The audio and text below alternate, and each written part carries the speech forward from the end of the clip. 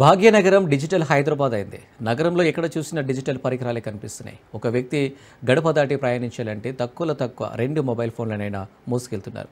ఉద్యోగుల మాట ప్రత్యేకంగా చెప్పక్కర్లేదు. వారి బ్యాగ్లో ఒక ల్యాప్టాప్, మినిమం 2 మొబైల్ ఫోన్లు క్యారీ చేస్తున్నారు. మనిషికి మరో అవయవంగా ఫోన్ను వాడుతున్నట్టే అనిపిస్తుంది ప్రస్తుత పరిస్థితి చూస్తే. ఉదయం నుంచి సాయంత్రం వరకు దానితోనే కాలక్షేపం. ఆఫీస్ అవసరాలు, పాఠశాల, కళాశాలకు సంబంధించిన నోట్స్ కూడా అందులోనే లభ్యమవుతాయి. దీంతో ఇంట్లో ఎంతమంది ఉంటే అంతమందికి ఫోన్ అనేది మ్యాండేటరీ అయింది. ఇంట్లో కనీసం ల్యాప్టాప్, కెమెరా, టీవీలు, ప్రింటర్లు ఇలా ఎన్నో రకాల ఎలక్ట్రానిక్ గ్యాడ్జెట్లను నిత్య జీవితంలో వినియోగిస్తున్నాం. ఏ పని కావాలన్నా ఎలక్ట్రానిక్ వస్తువులపైన ఆధారపడాల్సి వస్తుంది.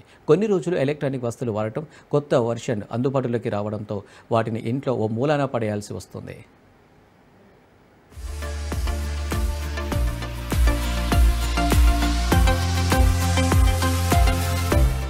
పనిచేయని పాత సెల్ఫోన్లు, టీవీలు, ఇతర ఎలక్ట్రానిక్ వస్తువులతో డబ్బును సంపాదించవచ్చు. ప్రస్తుతం ఈ వేస్ట్ని కొనుగోలు చేసే పలు సంస్థలున్నాయి. వస్తువుకు సంబంధించిన పూర్తి సమాచారం, ఇంటి చిరునామా ఇస్తే వాళ్ళు ఇంటికి వచ్చి మరీ కొనుగోలు చేస్తారు.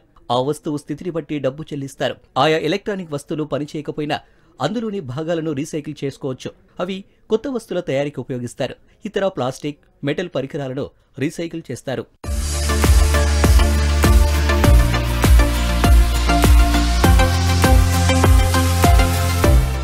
మనకు కావాల్సింది ఇక్కడ ఉత్పత్తులను తయారు చేయడం, నిర్దిష్ట ఉత్పత్తులలో పదార్థాలు ఎక్కడ ఉన్నాయో బాగా తెలుసుకోవడం, వాటిని మరింతగా సులభంగా తిరిగి వినియోగించుకునేలా వాటిని రూపొందించాలి.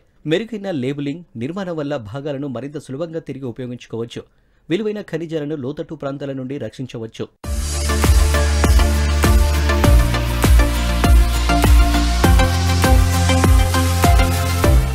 దేశంలో 2023-24లో సుమారు 57% ఈ వేస్ట్ సేకరించలేదని ఓ సర్వేలో తేలిందే. ఇది 9.9 లక్షల మెట్రిక్ టన్నులతో సమానం. వాటిని సేకరించని కారణంగా రీసైక్లింగ్కి అవకాశం లేకుండా పోయింది. దీంతో కొత్త ఎలక్ట్రానిక్ వస్తువుల కొరత ఏర్పడుతుంది. ఈ వేస్ట్ మేనేజ్మెంట్ సంస్థలు అనేకం ఉన్నాయి. అందులో ఎన్విరోకేర్, క్వాషిఫై, జోలోపిక్, ఐటీ పికప్, రీసేల్ ఫోన్.